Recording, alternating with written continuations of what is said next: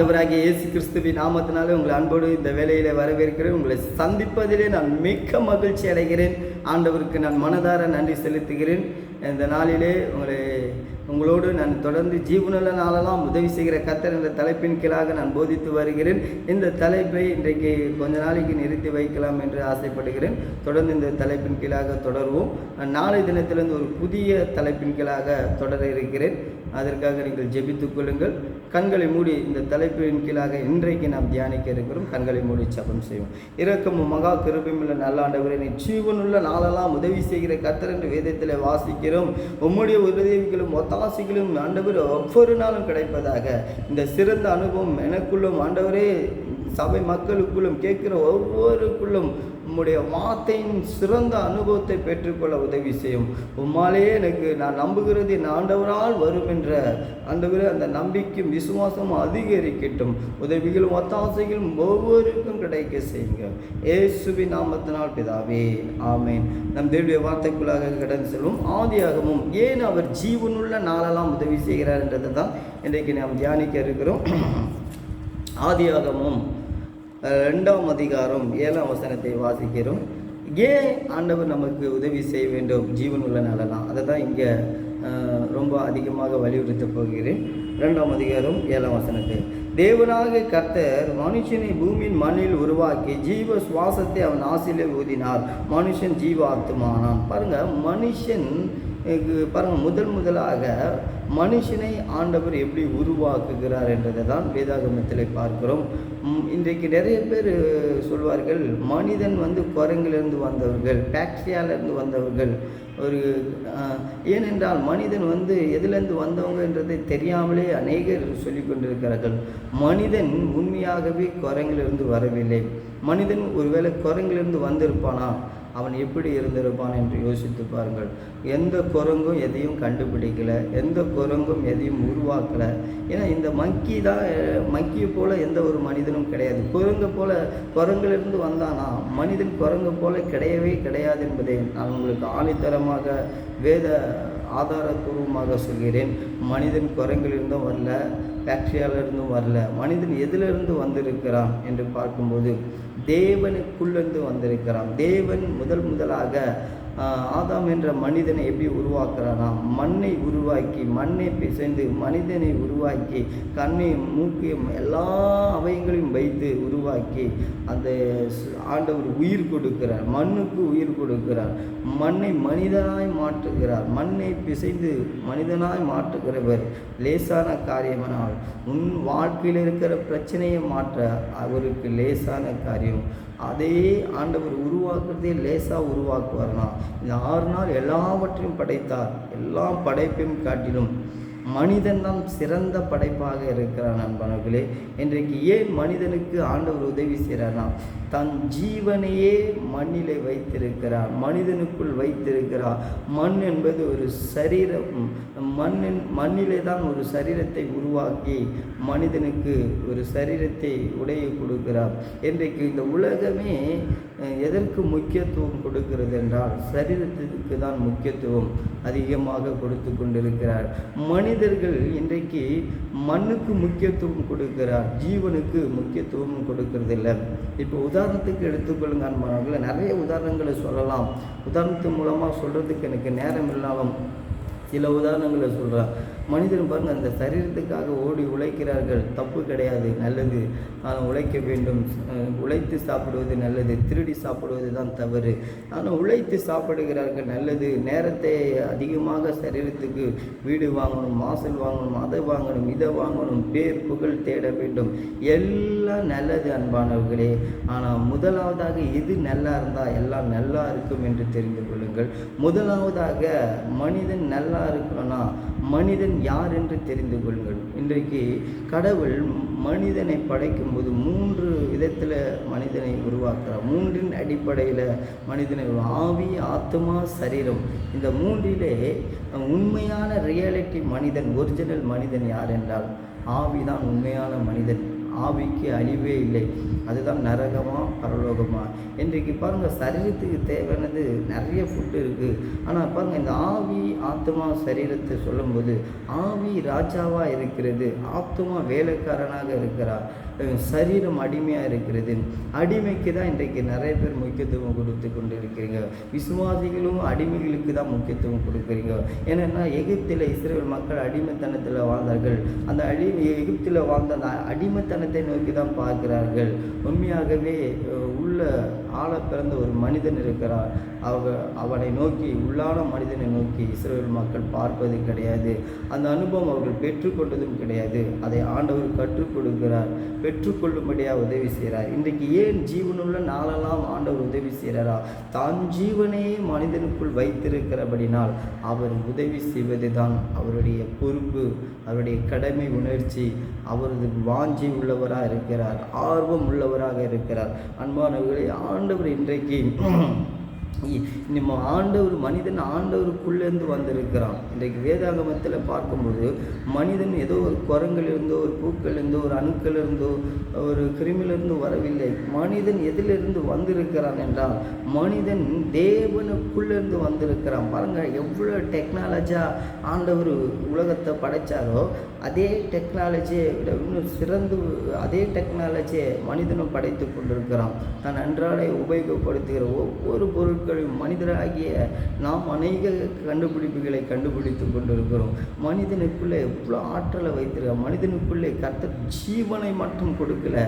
ஏன் அவர் ஜீவனுள்ள நாளெல்லாம் உதவி செய்கிறானா? மனிதனுக்கு எல்லாவற்றையும் கொடுத்து விட்டார் என்று வேதம் சொல்கிறது. ஆனால் நம்ம ஆண்டவர் கொடுத்துட்டாரு. ஆனால் நம்ம இன்னும் என்ன சொல்கிறோம்? ஆண்டவர் எனக்கு ஒன்றும் கொடுக்கலையே, ஒன்றும் கொடுக்க. பாருங்கள், நம்மளுக்கு ஜீவனை கொடுத்திருக்கிறார், நமக்கு ஆற்றலை கொடுத்திருக்கிறார், நிறைய எல்லாத்தையும் கொடுத்திருக்கிறார் என்று தான் இன்றைக்கு நாம் தியானிக்க போகிறோம். முதலாவதாக மனிதன் தேவனுக்குள்ளேருந்து வந்திருக்கிறபடினால் தேவன் மனிதனுக்கு என்னெல்லாம் கொடுத்திருக்கிறார் என்று தான் பார்க்க போகிறோம். தேவன் ஃபஸ்ட்டு நம் முதலாக பார்க்கும்போது தன் ஜீவனையே வேதாகமத்தில் ஆதியாகமத்தில் கொடுக்கப்பட்டிருக்கிறது என்பதை பார்க்கிறோம். இந்த உலகத்தில் யாருமே கொடுக்க முடியாத ஒன்று ஜீவன். அது முதலாவதாக 2000 வருஷத்துக்கு பிறகு இயேசு கிறிஸ்து வந்த பிறகு தன் ஜீவனை சிலுவையில் கொடுக்கறதுக்கு முன்பாக பிதாவாகிய தேவன் தன் ஜீவனை இன்றைக்கு ஆதாமுக்கு கொடுக்கிறார் முதல் முறையாக. அப்போ ஆதாம் மனித குலமே இன்றைக்கு பார்த்தீங்கன்னா ரியாலிட்டி மனிதனாக, ஒரிஜினல் உள்ள மனிதனாக, அன்பும் பாசமும் நிறைந்த மனிதனாக படைக்கிறார், இரக்கம் குணமுடைய மனிதனாக படைக்கிறார். அங்கே ஒரு பரிசுத்த சந்ததியாக ஆண்டவர் படைக்கிறார். மனங்களே, அவர் எப்படி படைத்தார் என்பதை பார்க்கும்போது ஆச்சரியமாக இருக்குது. நாம் தேவனுக்குள்ளேருந்து வந்திருக்கிறோம் என்பது சொல்லும்போது இந்த சத்தியங்களை நீங்கள் கேட்கும் பொழுது, இதை மனதில் வைக்கும்போது உங்களுக்கு உயர்ந்த ரகமான எண்ணமுடையவர்களாக மாற்றப்படுகிறீர்கள். பிற்போக்கான சிந்தனைகள் உங்களை விட்டு அகன்று போகிறது. ஏனென்றால் உங்களுடைய தாழ்வு மனப்பான்மைகள், உங்களுடைய குற்ற மனசாட்சி உங்களை விட்டு அகன்று போகிறது. அன்பானவர்களே, இன்றைக்கு நான் தொடர்ந்து வாசிக்கிறேன். தேவன் இன்றைக்கு ஏன் ஜீவனுள்ள நாளெல்லாம் உதவி செய்கிறார் என்றால் எனக்கு ஜீவனை கொடுத்திருக்கிறார். நான் அவருக்குள்ளிருந்து வந்திருக்கிறேன். நாம் அவருக்குள் வந்திருக்கிறபடினால் இதை எண்ணி பார்க்கணும், மனதை நிரப்பணும், வாயை திறந்து பேசணும். உங்களை யார் மட்டுப்படுத்தி பேசினாலும், குறை கூறி பேசினாலும், உங்கள்கிட்ட பல குறைகள் இருந்தாலும் அந்த குறைகளை எண்ணி பார்க்கக்கூடாது, அந்த குற்றங்களை எண்ணிக்க பார்க்கக்கூடாது. பாருங்க, ஒரு உதாரணத்துக்கு சொல்லணும், ஒருத்தருக்கு கால் உடைந்திருக்கு, பெரிய ஒரு சாதனை செய்கிறாரு. ஆனால் அவருக்கு கண்ணை தெரியல, நல்லா அழகாக ஆண்டவருடைய பாடலை பாடி மகிமைப்படுத்துகிறாரு. காரணம் என்னவென்றால் அவர்கள் குறைகளை பார்ப்பது அல்ல. ஆனால் சரீரத்தில் ஊனம் ஏற்படுகிறது ஒரு பிரச்சனை இல்லை, மனதில் ஊனம் ஏற்பட்டால் தான் பெரிய பிரச்சனையாக மாறிவிடுகிறது. இன்றைக்கி சரீர பிரகாரமாக காது கேட்காதவங்க எத்தனை பேர் இருக்கிறாங்கோ, கண்ணு தெரியாதவங்க எத்தனை பேர் இருக்கிறாங்க. அவங்களாம் சந்தோஷமாக வாழ்கிறாங்கோ. ஆனாலும் இன்றைக்கு மனதில் ஊனமாக இருக்கிறவங்களால் தான் இன்றைக்கு சந்தோஷமாக வாழ முடியல.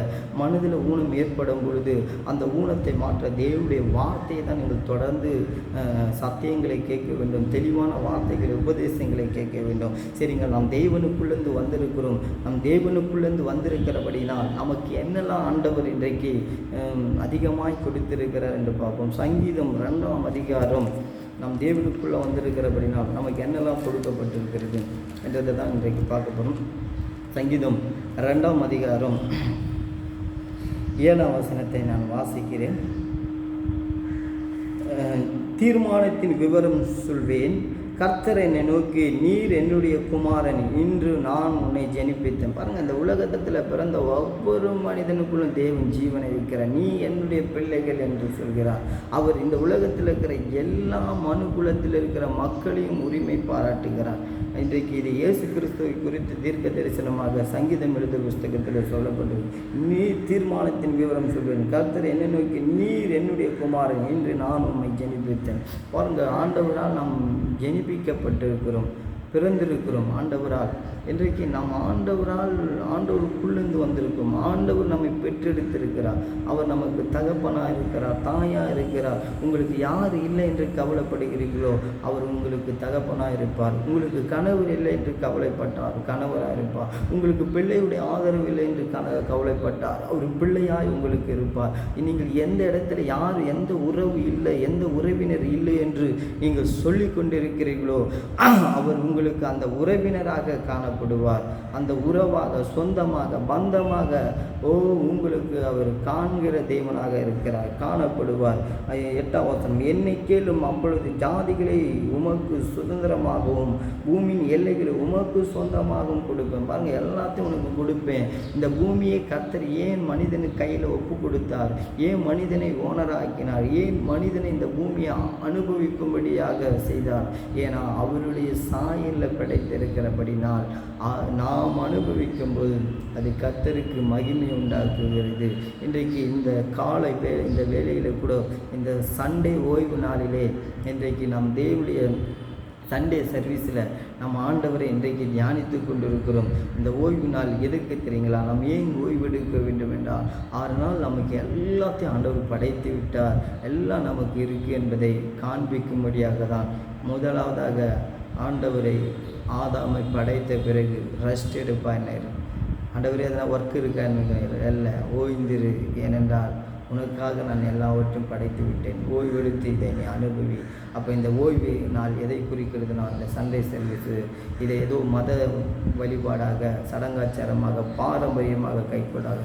இது பாரம்பரியம், சடங்காச்சாரம், மத கோட்பாடு அல்ல. இது மார்க்கம், தேவனுடைய வார்த்தை. ஏனென்றால் இது ஆண்டவர் எனக்கு எல்லாத்தையும் படைச்சிருக்கிறார், அதை அனுபவிக்கும்படியாக அடையாளம் வாய்ந்த ஓய்வு நாளாக இருக்கிறது.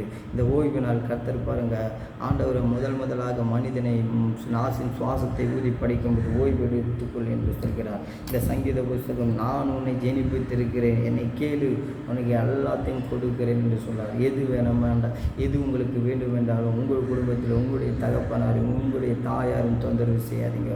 ஏன்னா அவர்களால் சில நீங்கள் கேட்கிற எதிர்பார்க்கிறதை கொடுக்க முடியாது. நீங்கள் எதிர்பார்க்காததையும் கொடுக்க ஆண்டவரால் முடியும், பல நன்மைகளை. ஏன்னா நீங்கள் உங்களுடைய எதிர்பார்ப்புகள் ஆண்டவர் மேலே இருக்கட்டும். நீங்கள் கேட்கிறது எதுவாக இருந்தாலும் ஆண்டவரிடத்தில் கேட்கிற ஒரு சிறந்த அனுபவத்தை பெற்றுக்கொள்ளுங்கள். அவரிடத்தில் நீங்கள் கேட்டு பெற்றுக்கொள்ளும் போது அவர் உங்களுக்கு எல்லாவற்றையும் கொடுக்க வல்லவராக இருக்கிறார். ஏன் இன்றைக்கு நாம் தேவனுக்குள்ளே வந்திருக்கிறபடினால் நாம் தேவனுடைய பிள்ளை என்ற ஸ்தானங்களை நாம் பெற்றிருக்கிறோம். இன்றைக்கு ஏன் தெரியுமா? ஏன் நமக்கு ஆண்டவர் உதவி செய்வார்? இதற்காக நமக்கு ஆண்டவர் உதவி செய்து கொண்டிருக்கிறார்னா, முதலாவது அவர் ஜீவனை கொடுப்பதினாலே, ஜீவனை கொடுத்திருக்கிறதுனாலே, ஜீவனுள்ள நாளெல்லாம் உதவி செய்கிறார். ரெண்டாவது குறிப்பை நாம் பார்க்கும்போது அவருடைய பிள்ளைகளாக நாம் நினைக்கிறார். அவர் நம்மை பிள்ளைகளாக அங்கீகரித்து, பிள்ளைகளுக்கு அதிகமாக பெற்றோர் எந்த அளவில் உதவி செய்வாங்களோ அதை காட்டிலும் மேலாக உதவி செய்கிற ஆண்டவர் நம் படைத்த தேவன். எசேக்கியேல் எழுதின புஸ்தகத்தை வாசிக்கிறோம். தேவனுக்குள்ளேருந்து வந்திருக்கிறபடினா முதலாவதாக பிள்ளை என்ற ஸ்தானத்தை நமக்கு கொடுக்கிறார். இதுவே பெரியதான உதவி என்பதை நீங்கள் புரிந்து கொள்ள வேண்டும். எசேக்கியேல் 18ஆம் அதிகாரம்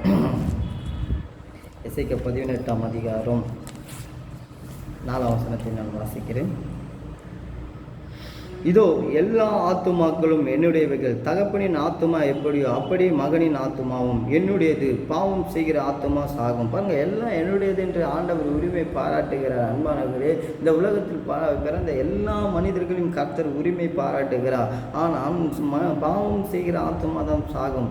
ஏனால் பாவம் செய்கிற மனிதர்கள் பாவத்தை உரிமை பாராட்டுகிறீர்கள். நான் சொல்கிறேன், நான் பாவி, நான் பாவத்துக்கு சொந்தக்காரன், நான் பாவத்தில் அடிமையாக இருக்கிறேன், நான் பிசாசுக்கு உடையவன், அப்படி உரிமை பாராட்டாதீங்கள். கர்த்தர் எப்படி உரிமை பாராட்டுறார், சொந்தம் பாராட்டுறார் என்று பார்த்து இதை நீங்கள் கற்றுக்கொள்ளுங்கள், இதை முன்மாதிரியாக எடுத்துக்கொள்ளுங்கள். அவர் சொல்கிறார், நீ என்னுடையவன், எல்லா ஆத்துமாக்களும் என்னுடையவர்கள், எல்லா மனிதர்களும் எனக்கு சொந்தமானவர்கள் என்று சொல்கிறார். ஆனால் நாம் எத்தனை பேர் ஆண்டவரை சொந்தப்படுத்துகிறோம், சொந்த இரட்சகராக ஏற்றுக்கொண்டிருக்கிறோம், சொந்த கடவுளாக ஏற்றுக்கொண்டிருக்கிறோம்? இதையெல்லாம் நீங்கள் அறிந்து கொள்ள வேண்டும் அன்பானவர்களே. தேவனுடைய வார்த்தையை நன்கு கவனிக்க வேண்டும். தேவனுடைய வார்த்தையை பாருங்கள், நம் உரிமை பாராட்ட தவறும்போது தான் நமக்கு உரிமை இழந்து விடுவோம். சொந்தம் பாராட்ட தவறும்போது தான் நம் நன்மையை நாமே தடுத்து நிறுத்தி விடுகிறோம். இன்றைக்கு என்னுடையது ஆண்டவர் என்னுடையவர், ஆண்டவருடையது எனக்கு சொந்தம், அவருடையது என்னுடையது எனக்கு சொந்தம், சுகம் எனக்கு சொந்தம், நிம்மதி எனக்கு சொந்தம், சமாதானம் எனக்கு சொந்தம், ஆண்டவரே எனக்கு சொந்தமாக இருக்கும்போது அவருடையது எல்லாமே எனக்கு சொந்தமாக இருக்கு என்று சொல்ல வேண்டாம் அன்பானவர்களே. ஆண்டவர் உங்களுக்கு சொந்தமாக இருக்கிறார் அன்பானவர்களே. இன்றைக்கு வேத வசனத்தை, தேவனுக்கு பிரியமானவர்களே, இன்றைக்கு வேத வசனத்தை நீங்கள் கூர்ந்து கவனிக்க வேண்டும். ரோமருக்கு எழுதின புஸ்தகம் 9ஆம் அதிகாரம்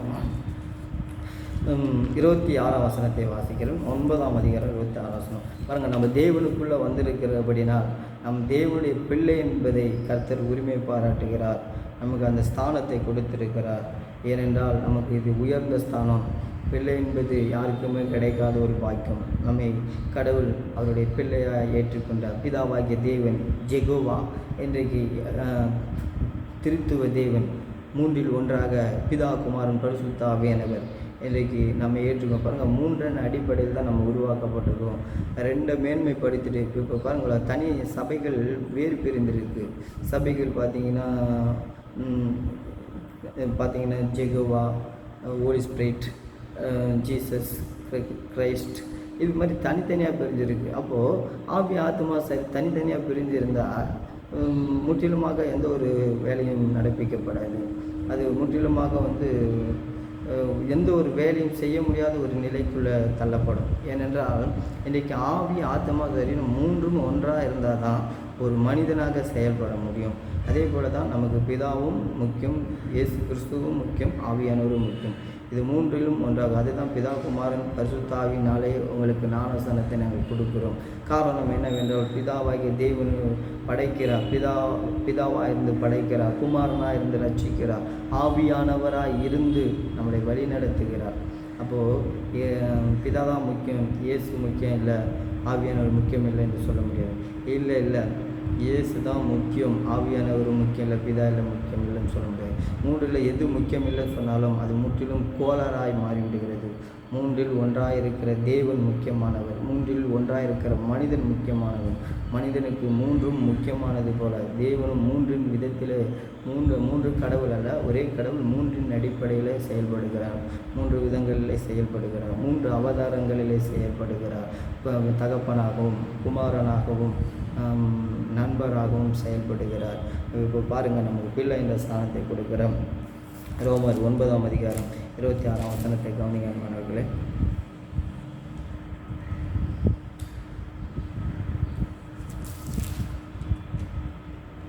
ரோமர் 9ஆம் அதிகாரம் 26ஆம் வசனம்.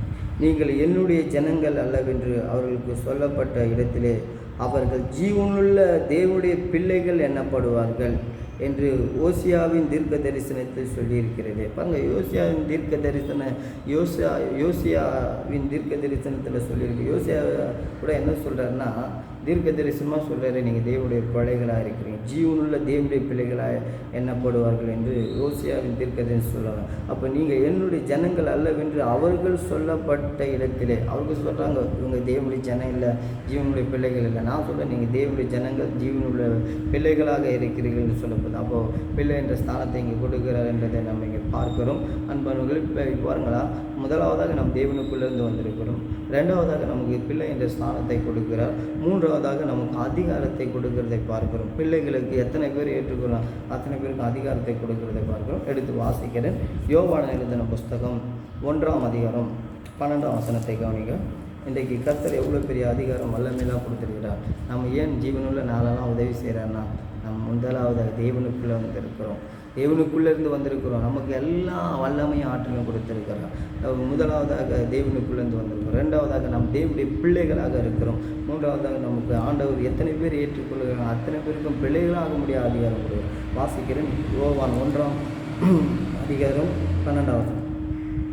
அவருடைய நாமத்தின் மேல் விசுவாசம் உள்ளவர்களாய் அவரை ஏற்றுக்கொண்டவர்கள் எத்தனை பேர்களோ அத்தனை பேர்களுக்கும் தேவனுடைய பிள்ளைகளாகும்படி அவர்களுக்கு அதிகாரம் கொடுத்தார். பாருங்க, அத்தனை பேர்களுக்கும் தேவனுடைய பிள்ளைகளாகும்படியாக அதிகாரம் கொடுத்தார். அன்பானவர்களே, நம் தேவனுடைய பிள்ளைகளாய் மாறும்படியான அந்த அதிகாரத்தை கொடுக்கிறார். எத்தனை பேர் அவர்களுடைய நாமத்தில் விசுவாசம் உள்ளவர்களாக ஏற்றுக்கொள்கிறார்களோ அத்தனை பேருக்கும் தேவனுடைய பிள்ளைகளாக முடியும். பாருங்கள், பிள்ளைகள் என்பது சாதாரண இல்லை. பிள்ளைகள் என்று நாம் அவருடைய பிள்ளைகள் என்று சொன்னாலுமே அவருடைய சொத்துக்கு நீங்களும் நானும் தான் வாரிசு. அவர் உயிர் எழுதும்போது சிலுவையில் மரிக்கும்போது நமக்கு எல்லாவற்றும் பாருங்கள், ஒரு மனுஷன் ஒரு தகப்பன் உயிரோடு இருக்கிற வரைக்கும் உயிரில் எழுதுனது செல்லாது.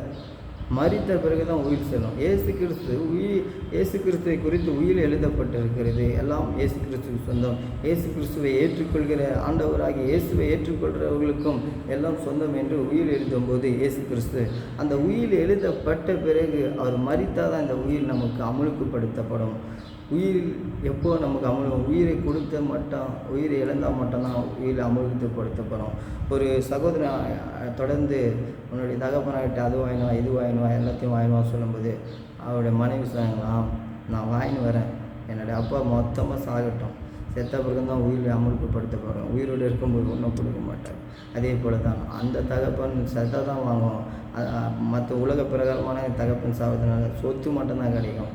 ஆனால் பரம தகப்பன் நமக்காக மனிதனாக இயேசுவாக இந்த அவதரித்து மரித்திருக்கிற எல்லாத்தையும் கொடுக்கும்படியாக மரித்திருக்கிறார். பாருங்கள், எத்தனை பேர் நீங்கள் ஆண்டவருடைய நாமத்தில் விசுவாசம் வைத்து ஏற்றுக்கொள்கிறார் அத்தனை பேர்கள் உங்களுக்கு அதிகாரத்தை கொடுக்குறார். இந்த உலகத்தின் மேலே அதிகாரம், பிசாசின் மேலே அதிகாரம், பாவத்து மேலே அதிகாரத்தை ஆண்டவர் வல்லமையாக கொடுக்குறார். பாருங்கள், மனிதர்களுக்கு தான் ஆண்டவர் வல்லமையை கொடுக்கிறார், பிள்ளை என்ற ஸ்தானத்தை கொடுக்கிறார்.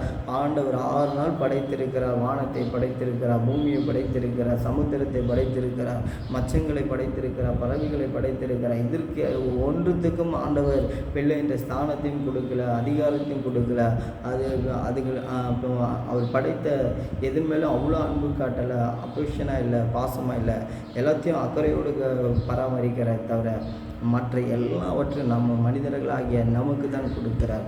ஏன் நம்ம இவ்வளோ முக்கியத்துவப்படுத்துகிறார்னா, நாம் அவருடைய சாயல், நம் குட்டி தேவர்களாக இருக்கிறோம். அதுதான் நம் தேவனுக்குள்ளேருந்து வந்திருக்கிறபடினா குட்டி பிசாசுகளை துரத்துகிற குட்டி தேவர்களாக இருக்கிறோம் என்று வேதத்தில் சொல்லப்பட்டிருக்கு. அன்பானவர்களே, இன்றைக்கு தேவனுக்குள்ளேருந்து நாம் வந்திருக்கிறோம்.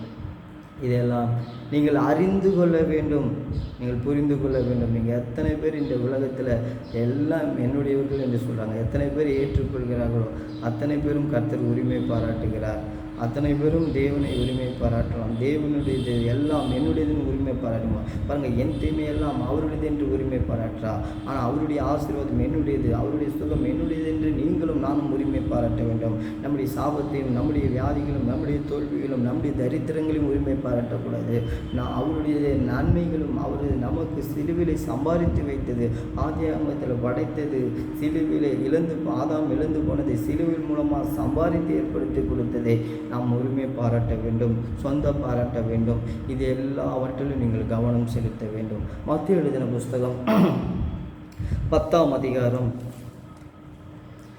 1ஆம் வசனத்தை வாசிக்கிறோம். அவர் அதிகாரத்தை பாருங்கள், பிள்ளைகளாகும்படியான அதிகாரத்தை கொடுத்தார், சீசர்களுக்கு அதிகாரம் கொடுக்கிறார். பாருங்கள், அதை வாசிக்கும்போது கவனிங்க. அப்பொழுது அவர் தம்முடைய 12 சீசர்கள் தமிழத்தை வரவழைத்து அசுத்த ஆவிகளை துரத்தும், சகல வியாதிகளும் சகல நோய்களும் நீக்கும் அவர்களுக்கு அதிகாரம் கொடுத்தார். பாருங்கள், சகல வியாதிகளும் சகல நோய்களும் பிசாசுகளை துரத்தும் அதிகாரம் கொடுத்தார். ஏன் மனிதனுக்கு இவ்வளோ அதிகாரத்தையும் அந்தஸ்தும் ஸ்தானங்களையும் கொடுக்கிறார் என்றால், மனிதன் கடவுளுடைய சாயலில் படைக்கப்பட்டிருக்கிறான். மனிதர்களாகிய நாம் தேவனுடைய சாயலில் உண்டாக்கப்பட்டிருக்கிறோம். ஆதலால் மனிதனுக்கு கொடுக்கிற இந்த முக்கியத்துவம் இந்த உலகத்தில் கர்த்தர் யாருக்குமே கொடுக்கல. உலகத்தில் வானத்துக்கும் பூமிக்கும் சமுத்திரத்துக்கும் மச்சங்களுக்கும் பறவைகளுக்கும் மிருக ஜீவன்களுக்கும் கொடுக்கல. மனிதர்களாகிய உங்களுக்கு தான் மரியாதையை கொடுக்குறா, உங்களுக்கு தான் முதலிடத்தை கொடுக்குறா, உங்களை தான் மதிக்கிறா, உங்களை தான் ஆண்டவர் நேசிக்கிறா. ஆனால் அவர் நேசிக்கிற ஆண்டவரை நீங்கள் எவ்வளோ நேசிக்கணும், எவ்வளோ மதிப்பு கொடுக்கணும், அவருடைய வார்த்தைக்கு நீங்கள் எவ்வளோ மரியாதை கொடுத்து கீழ்ப்படியணும். இந்த அனுபவங்கள் காரியங்களை நீங்கள் சிறந்த அனுபவங்களை கற்றுக்கொள்ளணும். என் மேலே ஆண்டவர் எவ்வளோ அன்பும் பாசமாக வச்சுருக்கிறார். இந்த உலகத்தில் என்னை யாருமே மதிக்கலை, என்னை படைத்த தேவன் என்னை எவ்வளோவா மதிக்கிறார், எவ்வளோவா நேசிக்கிறார், எவ்வளோவா அன்பு கூர்ந்திருக்கிறார் என்றெல்லாம் நீங்களுக்கு இந்த காரியங்களை ஆண்டவர் செய்கிற நன்மைகளை தியானிக்கும் போது உங்களுக்கு ஆசீர்வாதமாக திகழான். மனங்களே, இன்றைக்கு நாம் பார்க்கிறோம், பிள்ளை இந்த ஸ்தானத்தை கொடுக்கிறார், அதிகாரத்தை கொடுக்கிறார். பேய் ஓட்டுற அதிகாரம், நோய் ஓட்டுற அதிகாரம், பாவத்தின் மேலே அதிகாரம், அதித்திரத்தின் மேலே அதிகாரம், வறுமையின் மேலே அதிகாரம், எல்லாத்தையும் மேலே ஆளுகை செலுத்த முடியும். அதை மேற்கொண்டு அதை ஜெயிக்கிற வல்லமையை கர்த்தர் கொடுக்கிறார். இந்த உலகத்தில் நீங்கள் போராடி எல்லா பிரச்சனையும் ஜெயிக்க கர்த்தர் உங்களுக்கு வல்லமையை கொடுத்திருக்கிறார். யாத்திராகம புஸ்தகத்தை நான் வாசிக்கிறேன் பாருங்கள். ஒரு எப்படிலாம் கொடுத்திருக்கிறார் என்பதற்கு தான் பல ஆதாரங்களை சொல்லிக்கொண்டு யாத்திராகமம் 31ஆம் அதிகாரம் 5ஆம் வசனத்தை வாசிக்கிறேன். மற்ற சகலவித வேலைகளையும் யுக்தி செய்கிறதற்கு வேண்டிய ஞானமும் புத்தியும் அறிவும் அவனுக்கு உண்டாக அவனை தேவ ஆவினால் நிரப்பினான். பாருங்க, ஒரு மனிதனை வேலையில் திறமையானவராக மாற்ற இன்றைக்கு இங்கே ஒரு மனிதனை பார்க்குறோம். வினோத வேலைகளை செய்ய முடியாத யோசித்து செய்கிறது. பொன்னிலும் வெள்ளியிலும் வெண்கலத்திலும் ரத்தினங்களிலும் முத்திரைகளிலும் பலவிதமான வேலைகளை செய்கிறதுக்கு இன்றைக்கு பெசலையில் கர்த்தர் செலக்ட் பண்ணுறார். பெசலையில் செலக்ட் பண்ணி அவருக்கு எல்லாத்தையும் ஆண்டவர் கொடுக்குற வேலையில் எல்லாத்திலும் திறம்பட அழகாக க்ரியேட்டிவாக யோசித்து உருவாக்குற தன்மை உடையவராக அந்த மனுஷனை கர்த்தர் வேலையில் பார்த்தீங்கன்னா அவ்வளோ ஆற்றல் படைத்து ஆற்றலை கொடுத்து அந்த மனிதனுக்குள் வைத்து உருவாக்குறார். பாருங்கள், வேலையில் பாருங்கள், உங்களுக்கு திறமையை கொடுத்துருக்கிறார், டேலண்ட்டை கொடுத்துருக்கிறார், உங்களுக்கு வல்லமையை கொடுக்குறார், உங்களுக்கு ஞானத்தை கொடுக்குறார், அறிவை கொடுக்குறார். அதில் எப்படிலாம் நீங்கள் பெரிய அளவில் வரணும், உங்கள் வேலை எப்படி சக்ஸஸ்ஃபுல்லாக மாறணும்னா அது கர்த்தரால் மட்டும்தான் நடக்கும். அவர் கொடுக்குற ஸ்பான்சர் பண்ணுறதுல தான் நீங்கள் வேலையில் ஆசீர்வதிக்கப்பட்டவர்களாக திகழ முடியும். பிஸ்னஸில் உயர்ந்து காணப்பட முடியும். நீங்கள் ஒரு பெரிய லெவலில் நீங்கள் உயர்ந்திருக்கணும். உங்களுடைய பிஸ்னஸ் ஆசீர்வதிக்கப்படணும். உங்களுடைய கையீட்டு செய்யும் தொழில் நல்ல ஆசீர்வாதமாக இருக்கணும். அது கர்த்தரால் மட்டும்தான் நடக்கும். ஏனென்றால் அவர் தான் உங்களுக்கு ஞானத்தை கொடுக்கிறார், அறிவை கொடுக்கிறார். பெசலேயனுக்கு வெண்கலத்திலும் பொன்னிலும் எல்லாவற்றிலும் சிறந்து வேலைகளை செய்து அற்புதமாய் காட்சியளிக்க முடியாத வேலையை பார்க்கும்போது இவ்வளோ பிரம்மாண்டமாக செய்திருக்கிறார் என்று சொல்கிற அளவுக்கு வேலையை பார்த்து ஆச்சரியப்படுற அளவுக்கு கொடுக்கறது ஆண்டவர் தான் கொடுக்கிறார். ஞானத்தையும் அறிவும் இன்றைக்கு நீங்கள் கவனிக்க வேண்டும். அவருடைய ஆற்றலை கொடுக்கிறார். நம் பிள்ளைன்ற ஸ்தானத்தை கொடுத்தார், அதிகாரத்தை கொடுத்தார். இன்றைக்கு நமக்கு வேலையில் திறமைகளையும் வல்லமையும் கொடுக்கிறார். அப்போ வேலையில் திறமை, ஆற்றல், நல்ல டேலண்ட்டை கொடுக்கும்போது உங்களை நீங்கள் பெருமை பாராட்டக்கூடாது. பாரு, நான் நல்ல டேலண்ட்டில் என் கம்பெனி என் சொந்த உழைப்பினாலும், என் சொந்த முயற்சினாலும், என் சொந்த அறிவினாலும், என் சொந்த ஞானத்தினாலும், புத்தினாலும் தான் நான் என் தொழிலை நான் இந்த அளவுக்கு டெவலப் பண்ணியிருக்கிறேன், இந்த அளவுக்கு பெருக செய்திருக்கிறேன் என்று நீங்கள் பெருமை பாராட்டக்கூடாது. வேதத்தை கவனிங்கள். அவர் கொடுக்கிறார், அவரை நீங்கள் பெருமை பாராட்ட வேண்டும். அவர் உங்கள்கிட்ட பொண்ணு பொருளும் கேட்கல. துதி அவருக்கு செலுத்துங்க, புகழ்ச்சி அவருக்கு கொடுங்க, பெருமை அவருக்கு கொடுங்க. பெருமை நீங்கள் வைத்து கொண்டு இருக்கிறதுனால உங்களுக்கு எந்த ஒரு பயனும் இல்லை, சிறுமையாகிடுங்க. பெருமை அவருக்கு கொடுத்தீங்கன்னா நீங்கள் இன்னும் பெருகுவீர்கள். பெருமைக்கு கூறியவர் அவர். உங்களை நீங்கள் பெருமைப்படுத்தாதீர்கள், மனிதர்களை பெருமைப்படுத்தார்கள். கொடுக்க வைக்கிற தேவனை பெருமைப்படுத்துங்கள், அவரை உயர்த்துங்கள். ஏனென்றால் அவரிடத்திலிருந்து தான் உங்களுக்கு நிரந்தரமான உதவிகளும் ஒத்தாசைகளும் உங்களுக்கு கிடைக்கும். பல நன்மைகள் அவரிடத்திலிருந்து தான் தொடர்ந்து உங்களுக்கு கிடைத்து கொண்டிருக்கும். அதனால் அவரை நீங்கள் மகிமைப்படுத்துங்க. மனிதனை பாருங்கள், இதெல்லாம் நான் வாசிக்கும்போது மனிதன் எப்பேற்பட்ட ஆற்றல் உள்ள மனிதன் என்றால் நான் யாரையும் சொல்ல, உங்களை தான் சொல்கிறேன். மனிதன் என்பது நீங்கள் யாருன்னு நினச்சிங்க? நீங்கள் தாங்க மனிதர்கள். உங்களை குறித்து தான் நான் சொல்லுவீங்க. மனு குலத்தை குறித்து தான் என்று உங்களோடு நான் பேசிக்கொண்டேன். உங்களை குறித்து தான் வேதாகம் அருமையாக சொல்லப்படும். மனிதன் இன்றைக்கு மனு குலமே ஒரு கேள்வியோடு இருக்குது. நான் யார், நான் எப்பேற்பட்டவன், நான் யார் யார் என்ற கேள்வி கேட்டு நீங்கள் யார் என்று தான் பைபிள் சொல்லுது. நாம் தேவனுக்குள்ளேருந்து வந்தவர்கள், நம் தேவனுடைய சாயல், நம் குட்டி தேவர்கள் என்று சொல்லப்படுகிறது, நம் தேவனுடைய பிள்ளைகள் என்று சொல்லப்படுகிறது, நம் அதிகாரம் உடையவர்கள் என்று சொல்லப்படுகிறது. அதிகாரத்தை வைத்து இந்த உலகத்தில் இருக்கிற எல்லாமாயும் நாம் ஜெயிக்க முடியும், பிசாசை ஜெயிக்க முடியும். அடுத்த வசனத்தை நான் வாசிக்கிறேன் நண்பர்களே. மத்தேயு எழுதின புஸ்தகம் 27ஆம் அதிகாரத்துக்கு 27ஆம் அதிகாரத்தை எடுத்துக்கொள்ளுங்கள். 38ஆம் வசனத்திலிருந்து 54ஆம் வசனம் வரைக்கும் தொடர்ந்து வாசிக்க போகிறேன்.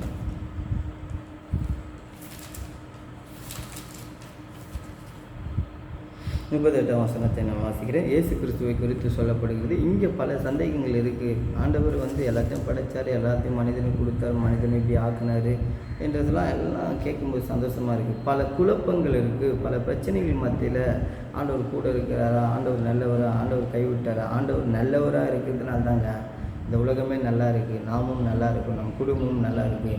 இந்த சூழ்நிலையில் மத்தியிலும் மக்களும் பாதுகாப்போடு இருக்கிறோம். அந்த பாதுகாப்பு தேவன் கொடுக்கிற வாசிக்கிறேன். இது இயேசு கிறிஸ்துவை குறித்து இந்த பகுதியை நாம் வாசிக்க போகிறோம், தியானிக்க போகிறோம். கவனிங்க அன்பானவர்களே, கர்த்தர் ஜீவனை கொடுத்திருக்கிறார், வல்லமை கொடுத்திருக்கிறார்னு பார்க்குறோம். 38ஆம் வசனத்தை வாசிக்கிறேன். அப்பொழுது அவருடைய வலது பக்கத்தில் ஒருவனும் அவருடைய இடத்தில் பக்கத்தில் ஒருவனுமாக 2 கள்ளர்கள் அவரோடு கூட சிலுவையில் அறையப்பட்டார்கள்.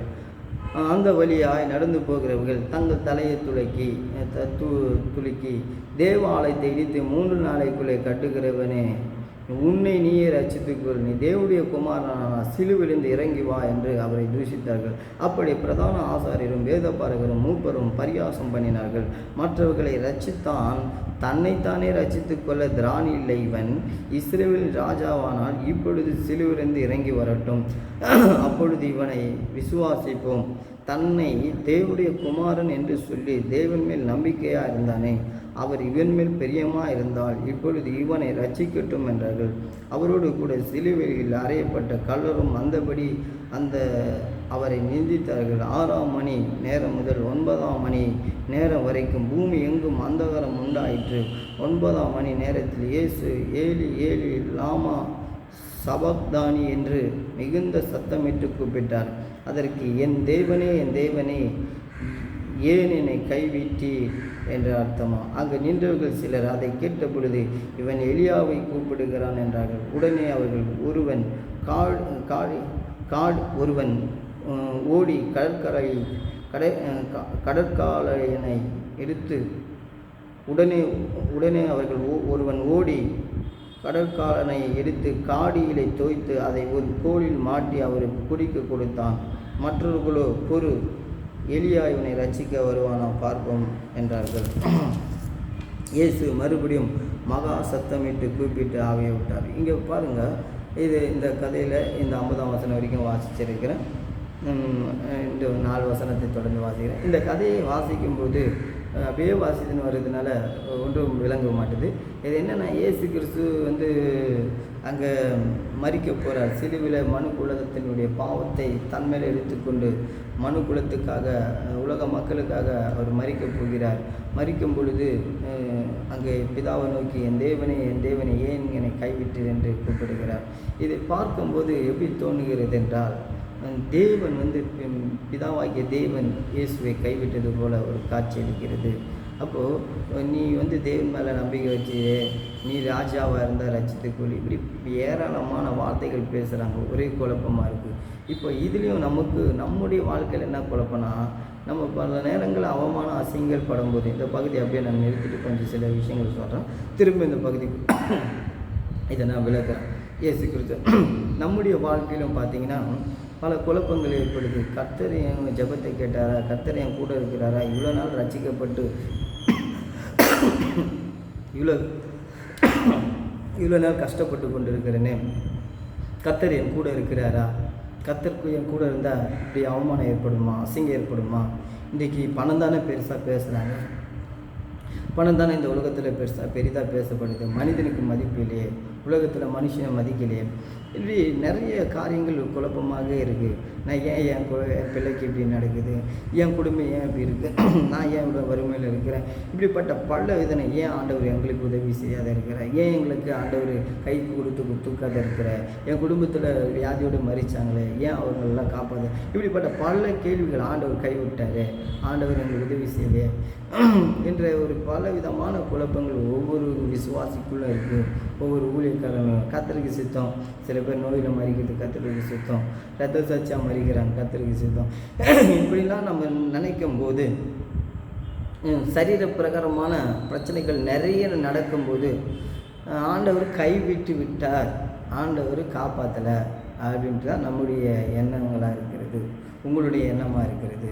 நாம் இப்படி தான் யோசிக்கிறோம், ஆண்டவர் கைவிட்டாருங்க. அப்போது சிலர் பின்மாற்றம் அடைந்து விலகி அதை விட்டு விலகி திருப்பி பழைய வாழ்க்கைக்குள்ளே போயிடுறாங்க. காரணம் என்னென்னா, சரீர பிரகாரமான அவங்களுக்கு நடக்காத பட்சத்தில் ஆண்டவர் என்னை கைவிட்டார். இப்போ இந்த குழப்பத்துக்கு எல்லாம் காரணம் என்னென்னா, இயேசு கிறிஸ்து அவ்வளோ அற்புதம் செய்கிறார். குருடர்கள் பார்க்க வைக்கிறார், முடவுகளை நடக்க வைக்கிறார், ஊமையர்களை பேச வைக்கிறார், செவிடர்களை கேட்க வைக்கிறார், மரித்தவர்களை உயிரோடு எழுப்புகிறார், நோய்களை துரத்துகிறார், பிசாசுகளை துரத்துகிறார், ஜுரத்தை போ என்று சொல்கிற போது எத்தனையோ விதமான அற்புதங்களை செய்த ஆண்டவர் இன்றைக்கு ஒரு கைவிடப்பட்ட நிலையில் இருக்கிறது போல காணப்படுகிறது. நாம் என்ன சொல்கிறோம், மகா சத்தமாக விட்டு அவர் உயிரை விட்டுட்டார். இப்போது தேவனே, இயேசு கிறிஸ்து சொல்கிறார், என் தேவனே ஏன் என்னை கைவிட்டு என்று சொல்கிறார். இப்போ இதை நம்ம இந்த வசனத்தில் 50ஆம் வசனத்தை வரைக்கும் வாசித்து எப்படியே நம்ம முடிச்சிட்டோம்னா, இப்போ இயேசுவை கைவிட்டார் பிதாவாகிய தேவன், நமக்கு மட்டும் அவர் எங்கே கை கொடுக்க போகிறார், நம்மளை எங்கே அவர் காப்பாற்ற போகிறார், நமக்கு எங்கே உதவி செய்ய போகிறார், இப்படி தான் தோணும். இயேசு கிறிஸ்துவை தேவன் கைவிட்டாரா? இது உங்களுக்கு தெரிஞ்சால் இந்த காரியங்கள், இந்த சத்தியங்கள், இயேசுவுக்கு நடந்த சம்பவம் உங்களுக்கு புரிந்தால், ஏன் இயேசுவை கைவிட்டார்? உங்களை கை கொடுக்கறதுக்காக, உங்கள் பாவங்களுக்காக தான் நம்ம கைவிடப்பட்டார். ஆனால் கைவிடப்பட்ட அந்த வினாடி 3 நாட்களுக்கு பிறகு இயேசு மறுபடியும் 3ஆம் நாள் உயிர்த்தெழுந்தார். 51ஆம் வசனத்திலேருந்து திரும்ப 54ஆம் வசனம் வரைக்கும் வாசிக்கிறேன். அப்பொழுது தேவ ஆலயத்தின் திரைச்சிலை மேல் தொடங்கி கீழ் வரைக்கும் 2ஆக கிழிந்து, பூமியும் அதிர்ந்து, கண்மலையும் பிளந்து, கல்லறைகளும் திறந்து, நித்திரை அடைந்த அநேக பரிசுத்தவானுடைய சரீரங்களும் எழுந்திருந்தது. பாருங்கள், அவர் நித்திரை அடைந்த அநேக பரிசுத்தவான்கள் கல்லறைகளுக்கு போய் அங்கே என்ன செய்கிறாங்க, கழுத்தில் நித்திரை அடைந்த அநேக பரிசுத்தவான்களுடைய சரீரங்களும் எழுந்திருந்தது. 53ஆம் வசனம், அவர் உயிர்த்தெழுந்த பின்பு அவர்கள் கல்லறைகளை விட்டு புறப்பட்டு பரிசுத்த நகரத்திற்குள் பிரவேசித்து அநேகருக்குள் காணப்பட்டான். அந்த பரிசுத்த நகரம் எங்கே இருக்குன்னா, பரலோகத்தில் இல்லை, பூமியில் 3 பகுதி இருக்குது, 3 பிளேஸ் இருக்குது. 3 பகுதியில் முதல் பகுதி பூமிக்கு அடியில் பரிசுத்தவான்கள் தங்குற நகரம், பரிசுத்தவான்கள் தங்குற பிளேஸ் முதலாவது இடம். 2வது அநீதிமான், பாவம் செய்திருக்கிற மக்கள் இருளில் ஒரு குகை போல் இருக்கும், ஒரு மோசமான இடமா இருக்கும். அப்படிப்பட்ட ஒரு இருளில் வாழ்கிற ஒரு இடம் அநீதிமான். 3வது கீழே பூமிக்கு அடியில் 3வது பகுதி ககனா, நரகம் என்று சொல்லப்படுகிறது, எரி நரகம். அது இன்றைக்கு அக்கினி தாளல் எரிந்து கொண்டு இருக்குது. கடலில் எப்படி அக்கினி இருந்தால் எரிந்து கொண்டு, அதுபோல் கடலில் அக்கினி தாளல் போல் எரிந்து கொண்டு இருக்குது ககனா. இந்த 3 பகுதியில் இயேசு மரித்தார். அங்கேயும் போய் கல்லறையிலும் பரிசுத்தவான்களை எழுப்பி கல்லறைகளை விட்டு பரிசுத்த நகரத்துக்குள்ளே போனார்கள் என்று வேதத்தில் வாசிக்கிறோம். 3ஆவது நாள் கழித்து அவர் உயிரோடு எழுந்தார். இந்த கேள்விகள் இப்போ பாருங்கள், அவர் எழுந்தார், அநேக ஊழியர்களுக்கு தரிசனமானார், காட்சியளித்தார், இதையெல்லாம் வாசிக்கிறோம். அவர் உயிர்த்தெழுந்தபடினால் இன்றைக்கு ஆண்டவர் கைவிடவில்லை என்று சொல்கிறோம். சரீர பிரகாரமாக பாருங்கள், அங்கே நடக்கிறது கல்லறையில் பரிசுத்தவான்கள் கல்லறை விட்டு மாற்றப்பட்டு பரிசுத்த நகரத்துக்குள்ளே கொண்டு போகப்பட்டார்கள் என்று சொல்லப்படுது. 54 நூற்றுக்கு அதிபதி அவனோடு கூட இயேசுவை காவல் வைத்திருந்தவர்களும் பூமி அதிர்ச்சியும் சம்பவித்த காரியங்களையும் கண்டு மிகவும் பயந்து மெய்யாகவே இவர் தேவனுடைய குமாரன் என்றார்கள். பாருங்கள், ஸ்தோத்திரம், எவ்வளோ மிராக்கிள் நடக்குது. மெய்யாகவே இவர்கள் தேவனுடைய குமாரர்கள், இவர் தேவனுடைய குமாரர் தான். அங்கே நடக்கிற அற்புத அதிசயத்தை அங்கே இயேசுவை காவல் பண்ணவர்கள், காவலாளர்கள் பார்க்கிறார்கள், அதிகாரிகள் நூற்றுக்கு அதிபதி பார்க்கிறார். உண்மையாகவே இவர் கடவுள் தான், தேவனுடைய குமாரர் தான். இதில் எந்த ஒரு சந்தேகமே இல்லை. ஏன்னா மரித்து 3ஆம் நாள் உயிரோடு எழுந்த தேவன். இன்றைக்கு இந்த உலகத்தில் யாரும் மரித்து 3ஆம் நாள் எழும்பல. ஆனால் லாசரு 4ஆம் நாள் எழுந்து மரித்து உயிரோடு எழுந்தார், மறுபடியும் மரித்து விட்டார். அவ்வளோதான். அவருக்கு அந்த சத்தியத்தை மறுபடியும் மரணம். அவர் மரித்து இன்றைக்கும் லாசரு உயிரோடு இருக்கிறார். அந்த ஆண்டவர் அற்புதமாக அந்த முடியாதுன்றதை ஆண்டவர் முடியும் என்றதை விளங்க பண்ணுறது தான். லாசரு மரித்து 4 நாள் கழித்து உயிரோடு எழுப்பி சாத்தியமில்லாததை சாத்தியமாகி காட்டினார். அப்போ லாசரு மரித்தார், மறுபடியும் ஆண்டவராகிய இயேசு கிறிஸ்து ஜெபம் பண்ணி பிதாவிடத்தில் உயிரோடு எழுந்தார். மறுபடியும் அவர் மரித்து விட்டார். அவர் இன்றைக்கும் மரித்தார், ஆனால் உயிரோடு இருக்கிறவராக பேசப்படலை. ஆனால் தேவனுக்குள்ளே அவர் ஜீவனோடு உயிரோடு இருக்கிறவராக பேசப்படுகிறார். ஆனால் தேவன் இயேசு கிறிஸ்து இன்றைக்கும் என்றைக்கும் உங்களோடு கூட உயிர் உள்ள தெய்வமாக உங்களோடு ஒன்றாக இருக்கிறார். உங்கள் உயிரிலே கலந்திருக்கிறார். அவர் ஒரு உயிர் இல்லாமல் உடலால் வாழ முடியாது என்று நான் சொல்லும்போது நீங்கள் அதை கேட்டிருக்கிறீங்க. தொடர்ந்து அந்த வார்த்தை எத்தனை முறை நான் பயன்படுத்தியிருக்கிறேன். நம் உடல் தனித்து இயங்க முடியாது. ஜீவன் இருந்தால் தான் நம்முடைய எல்லா அவயங்களும் இயக்கப்படும், எல்லாம் செயல்படும்.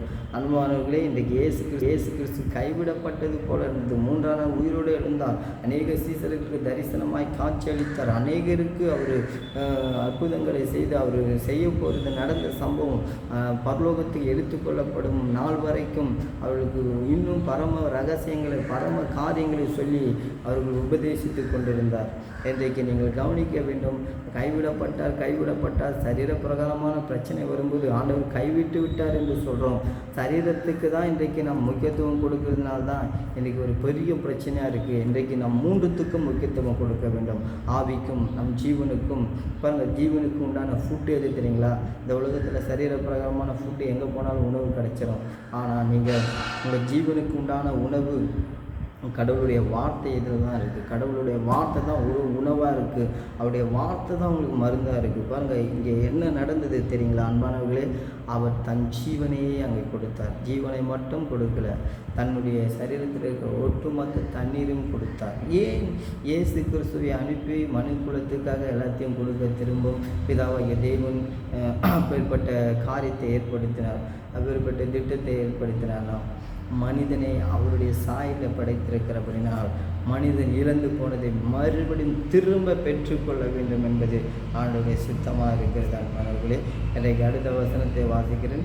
அவர் சிலுவையில் இன்றைக்கி ஆண்டவர் கைவிட்டுட்டார்னு சொல்கிறீங்க. ஆண்டவர் உங்களை சரீர பிரகாரமான பல பிரச்சனைகளும் துன்பங்களும் துயரங்களும் வேதனைகளும் அவமானம் அசிங்கங்களும் ஏற்படும் போது நீங்கள் கைவிடப்பட்ட நிலையில் உணர்றீங்க, கைவிடப்பட்டிருக்கிற நிலையை உணர்றீங்க.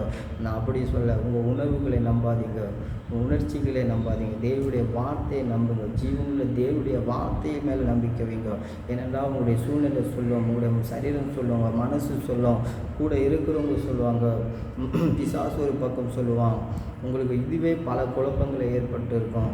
அப்போ ஆண்டவர் மேலே இருக்கிற கொஞ்சம் நஞ்சம் நம்பிக்கை போயிடுச்சுன்னா பிசாசு அவனுடைய வேலையை நடப்பிக்கலாம் என்று பாருங்கள். 3 நாள் பிசாசு ஆண்டவரை பிடித்து ஒரு பெரிய பார்ட்டி வைத்து நரகத்தில் கொண்டாடினா நம்மளை எத்தனையோ விதத்தில் துரத்தி அடித்து கெடுத்த இவனை நாம் அழித்து விட்டோம், இவனை நரகத்தில் கொண்டு வந்துட்டோம் என்று இயேசு கொண்டு வந்து விட்டோம் என்று பிசாசுகள் எல்லாம், பிசாசு கூட்டம், அவனுடைய தலைவன் லூசிபர் எல்லோரும் சந்தோஷமாக இருக்கிறார்கள்.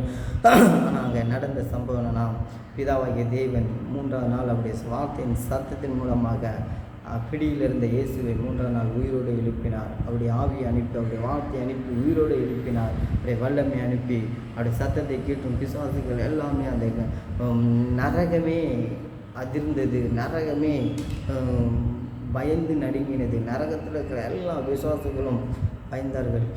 அவர்களும் தேவனுடைய குமாரன் என்று நம்பினார்கள்.